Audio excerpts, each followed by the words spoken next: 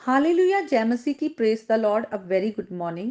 आज के इस नए दिन के लिए हम प्रभु को धन्यवाद दें और सबसे ज़्यादा हम परमेश्वर के शुक्रगुजार हैं कि प्रभु यीशु मसीह में खुदा ने हमारे साथ अपना मेल मिलाप कराया है। हम जो पाप की वजह से खुदा से दूर थे और हम मृत्यु की ओर बढ़ रहे थे, लेकिन जब हमने प्रभु यीशु मसीह पर विश्वास किया कि हमारे पापों की सजा यीशु मसीह ने ली है, और जब हम विश्वास के साथ ग्रहण करते हैं खुदा को, तो हम खुदा के परिवार का हिस्सा बनते हैं।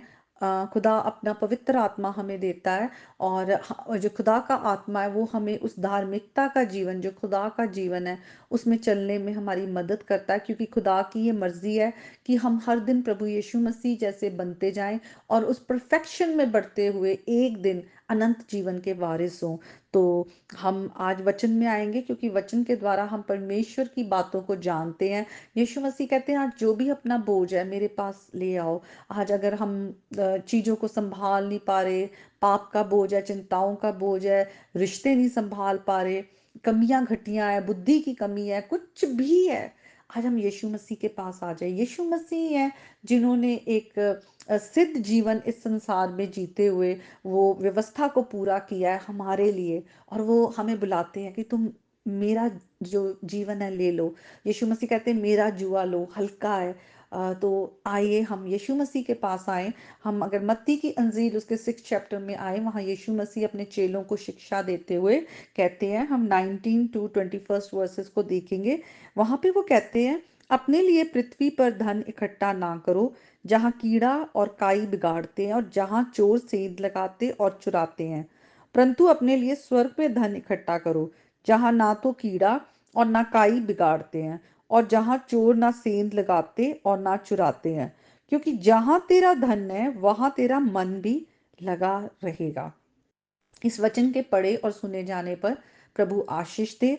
आइए हम ये बात जो यीशु मसीह ने कही है, इसको और ज्यादा डिटेल में जानने के लिए कि यीशु मसीह यहाँ कहना क्या चाह रहे हैं, हम मत्ती की अंजील में आएंगे और उसके 19 चैप्टर में हम देखते हैं।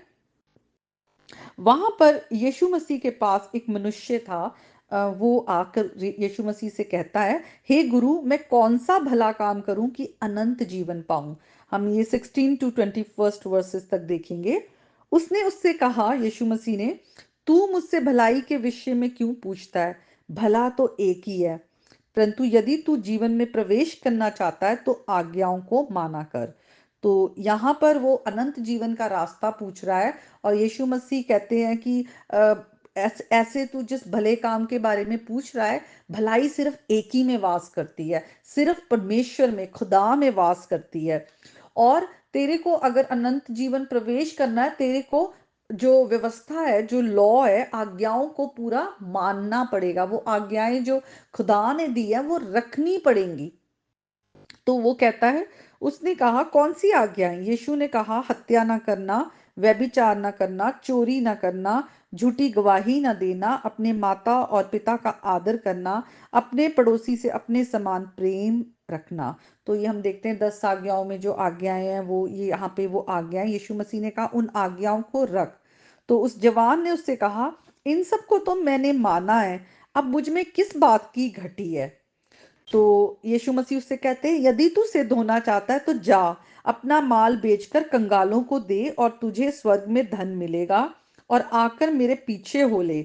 परंतु उस जवान ने ये बात सुन उदास होकर वो चला गया, क्योंकि वे बहुत धनी था।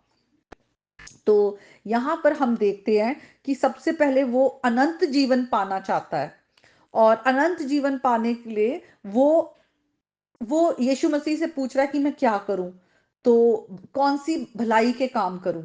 तो वचन में लिखा हुआ है कि हमें 10 आज्ञाएं पूरी रखनी है। और सबसे बड़ी बात है कि 10 आज्ञाएं जो है, या जो परमेश्वर की आज्ञाएं हैं, क्योंकि विस्तार से जो आज्ञाएं दी हुई हैं और भी, हम उसे कोई भी पूरा नहीं कर सकता, क्योंकि पाप ने हमें, हमारी सोच को बिगाड़ दिया है। हम यीशु मसीह के बगैर कुछ नहीं कर सकते।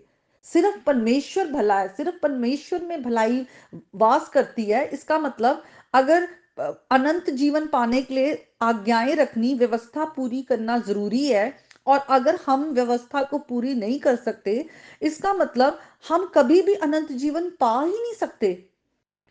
खुदा ने हमारे लिए कि हम अनंत जीवन को पाएं, खुदा खुद इंसान बनकर आया और उसने वो व्यवस्था को हमारे लिए पूरा किया और अपना जीवन हमें दिया, ताकि हम उसके जीवन के द्वारा उन आज्ञाओं को रखते हुए हम उस अनंत जीवन को पाएं, अपने आप से नहीं, यीशु मसीह के जीवन को पाकर, उससे सीखते हुए, उसकी सामर्थ में, उसके अनुग्रह में। तो यहाँ पर वो मनुष्य जो है, वो इस डिसेप्शन में है, या वो सोचता है कि शायद मैं अपने कामों की वजह से, वो उन कामों को करने की कोशिश कर रहा है कि 10 आज्ञाओं को, कि मैं पूरा जो लॉ है वो फुलफिल कर लूंगा, या मैं कर रहा हूं। तो ये बहुत बड़ा झूठ है। व्यवस्था में लिखा हुआ है, वचन में लिखा हुआ है कि हम जो व्यवस्था के कामों के द्वारा कोई भी अपने आप को परमेश्वर के आगे जो है वो धर्मी नहीं ठहरा सकता, हम धर्मी हो ही नहीं सकते। यीशु मसीह ने कहा सिर्फ खुदा अच्छा है, वही भला है, उसमें भलाई वास करती है, इसलिए हमें उसकी जरूरत है। तो यीशु मसीह उसे उस पॉइंट पर लेके आने की कोशिश कर रहे हैं। ठीक है, अगर तूने ये आज्ञाएं पूरी रख ली है, तो अब एक जो कमी है वो ये है कि तेरे पास खुदा ने बहुत कुछ दिया है, तू अपना सब कुछ जो जरूरतमंद है उन्हें दे और मेरे पीछे हो ले। क्योंकि यीशु मसीह उसका अटेंशन अपनी तरफ लेके आना चाह रहे हैं कि यीशु मसीह खुद खुदा है, वो आ, मार्ग, सत्य और जीवन है, उन्हीं के द्वारा पिता तक हम पहुंच सकते हैं। तो यीशु मसीह कह रहे हैं मेरे पीछे आना बहुत जरूरी है, तेरे को जो चाहिए अनंत जीवन, उसके लिए तेरे को मेरे पीछे आना है। पर मेरे पीछे आने के लिए तेरे को उन चीजों से अपने आप को काटना है जिस पर तूने अपना भरोसा रखा हुआ है। और ये बात आज बहुत से लोग धोखे में हैं। उन्हें लगता है अगर हमारे पास ज्यादा पैसा है, प्रॉपर्टी है, ये शायद हमारे जीवन को बचा सकता है, ये शायद हमें अच्छा जीवन देकर हमारे जीवन को सिक्योर कर सकता है। आप बहुत बड़े धोखे में हैं। अचानक से सुनामी आ जाता है, अर्थक्वेक आ जाता है, आप रास्ते में निकले होते हैं, एक्सीडेंट्स हो जाते हैं, कितना कुछ हो जाता है, आपके इंश्योरेंसेस, आपकी प्रॉपर्टी, आपके बंगले सब धरे के धरे रह जाते हैं, और आप इस जिंदगी को भी खो देते हैं किसी भी पल, और हमेशा की जिंदगी को खो देंगे जो परमेश्वर आपको देना चाहता है, और आप हमेशा हमेशा के लिए परमेश्वर से दूर हो जाएंगे और नरक की आग में। क्योंकि जिसने यीशु मसीह को रिसीव नहीं किया, यीशु मसीह को अपने गुनाहों की माफी के लिए यीशु मसीह की तरफ नहीं देखा, उसको अपना प्रभु नहीं कहा, उसको परमेश्वर जो है वो नहीं ग्रहण करेंगे। क्योंकि यीशु मसीह के द्वारा ही खुदा के साथ हमारा मेल मिलाप हुआ है। और यहाँ पे यीशु मसीह उसको वही पॉइंट पे लेके आ रहे हैं कि तेरा मन कहाँ पर है, परमेश्वर पर है या धन की ओर है? तूने अपने धन को अपना खुदा बनाया हुआ है। आइए देखें, हम फर्स्ट तिमुथी में अगर हम जाएंगे, तिमुथियस में, और वहां पे लिखा हुआ है, 6 चैप्टर में आते हैं, वहां पे लिखा हुआ है संतोष सहित भक्ति बड़ी कमाई है। हम ना कुछ संसार में लेकर आए हैं, ना कुछ लेकर जा सकते हैं। हमें जो हम खुदा ने दिया है, हमें संतोष करना चाहिए। और जो धनी होना चाहते हैं, वे ऐसी परीक्षा और फंदे और बहुत तेरे व्यर्थ और हानिकारक लालसाओं में फंसते हैं, जो मनुष्य को बिगाड़ देती है और विनाश के समुद्र में डुबा देती है।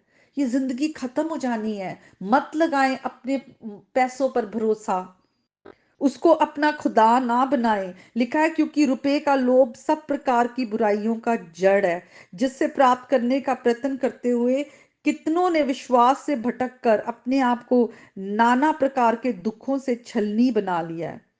तो आज जब खुदा का वचन आया है, हमें सब चीजों की जरूरत है, और परमेश्वर जानता है, वो हमारी जरूरतें पूरी करता है।